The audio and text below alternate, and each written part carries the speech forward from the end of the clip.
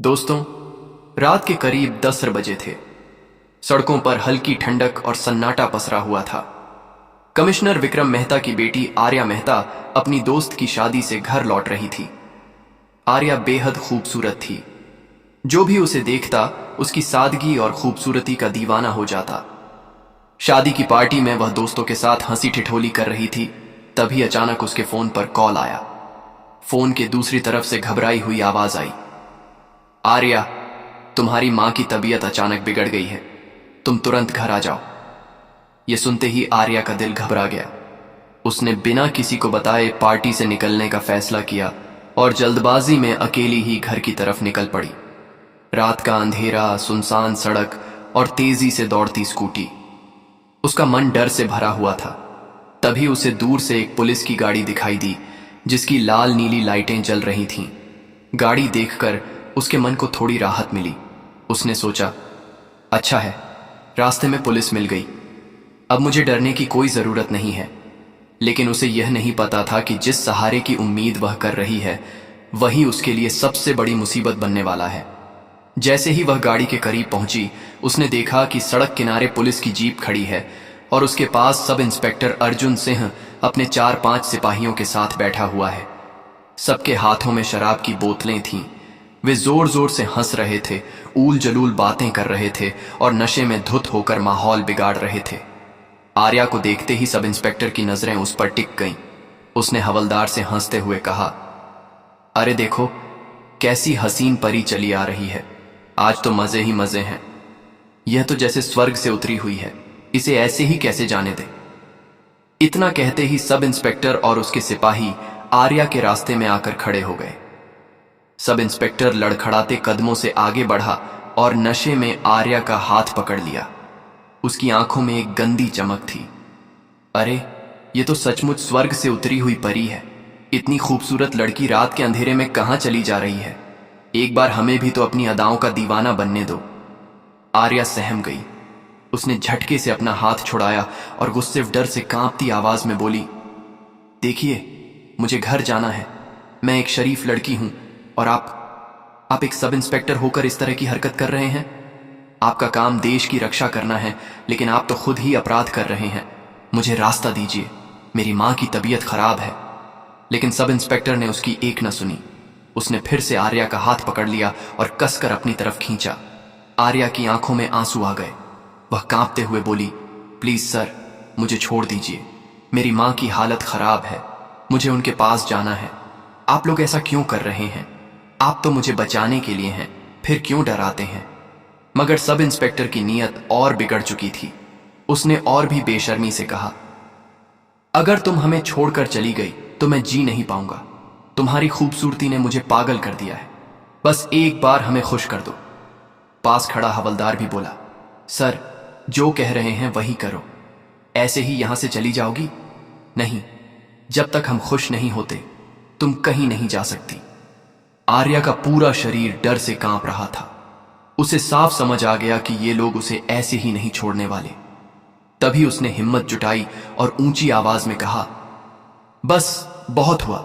आप लोग बहुत बड़ी गलती कर रहे हैं। मुझे पहचानते नहीं हैं। मैं इस जिले के कमिश्नर विक्रम मेहता की बेटी आर्या मेहता हूं। अगर मेरे पापा को आपकी इस हरकत के बारे में पता चला तो आप सबकी खैर नहीं। उसकी बात सुनकर सब इंस्पेक्टर ठहाका मारकर हंस पड़ा। ओहो, तो तू कमिश्नर की बेटी है? बेवकूफ मत बना। कमिश्नर की बेटियां ऐसे सलवार सूट पहनती हैं क्या? अब बहाने छोड़ और वही कर जो मैं कह रहा हूं।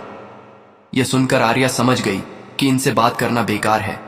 अचानक उसने सब इंस्पेक्टर का हाथ कसकर पकड़ लिया और जोर से दांत से काट लिया। सब इंस्पेक्टर दर्द से चीख उठा। आर्या ने मौका पाकर हाथ छुड़ाया और भाग पड़ी। सुनसान सड़क पर उसकी सांसें तेज हो रही थीं। वह जान बचाकर दौड़ रही थी। पीछे से सब इंस्पेक्टर चिल्लाया, क्या देख रहे हो बे? पकड़ो इसे! नशे में धुत सिपाही लड़खड़ाते हुए दौड़े, लेकिन उनमें से एक जवान ने आर्या को पकड़ लिया और फिर से सब इंस्पेक्टर के सामने ला खड़ा किया। गुस्से से तमतमाए सब इंस्पेक्टर ने उसे जोरदार थप्पड़ जड़ा। बहुत नखरे कर लिए तूने, अब तेरी जान बचना मुश्किल है, आर्या रोते हुए बोली। तुम लोग बहुत बड़ी गलती कर रहे हो। मेरे पापा आ जाएंगे तो देखना तुम लोग कैसे बचते हो। इतना कहकर उसने फिर से हाथ छुड़ाया और भागने लगी। लेकिन कुछ ही दूर जाकर सब इंस्पेक्टर ने उसे पकड़ लिया और एक और थप्पड़ जड़ दिया। उसी वक्त सामने से एक गाड़ी की तेज रोशनी दिखाई दी। आर्या चिल्लाई, देखना, अब मेरे पापा आ गए हैं, अब तुम सबकी खैर नहीं। गाड़ी जोर से रुकी। दरवाजा खुला और बाहर उतरे दिल्ली के कमिश्नर विक्रम मेहता। उनका चेहरा गुस्से से लाल था। उन्होंने गरज कर कहा, सब इंस्पेक्टर, मेरी बेटी को तुरंत छोड़ो। हवलदारों के चेहरे का रंग उड़ गया।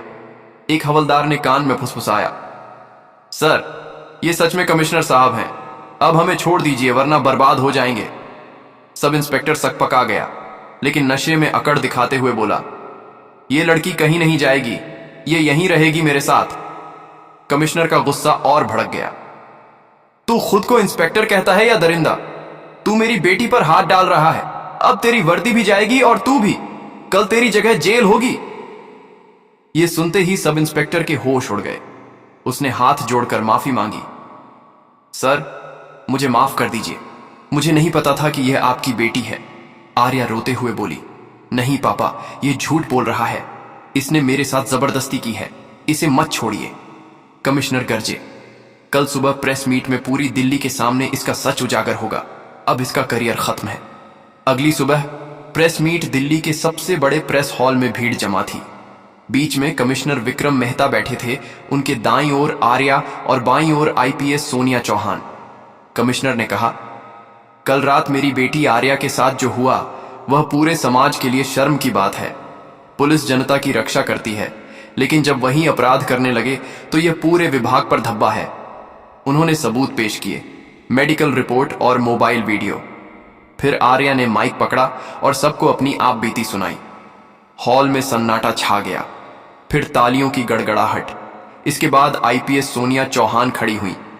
मैं जांच अधिकारी हूं, सबूतों से साफ है कि सब इंस्पेक्टर अर्जुन सिंह और उसके साथी दोषी हैं, इसलिए मैं घोषणा करती हूं कि इन्हें तत्काल प्रभाव से सस्पेंड किया जाता है और एफआईआर दर्ज कर इन्हें आज ही गिरफ्तार किया जाएगा।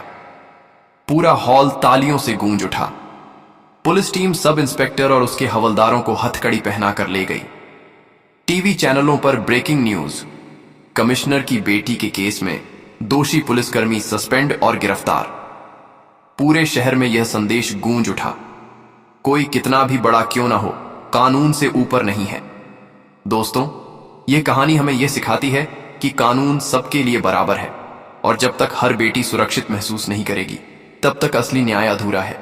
अगर आपको यह कहानी अच्छी लगी हो तो हमारे चैनल अनकाही कहानी को सब्सक्राइब करें और वीडियो को लाइक जरूर करें।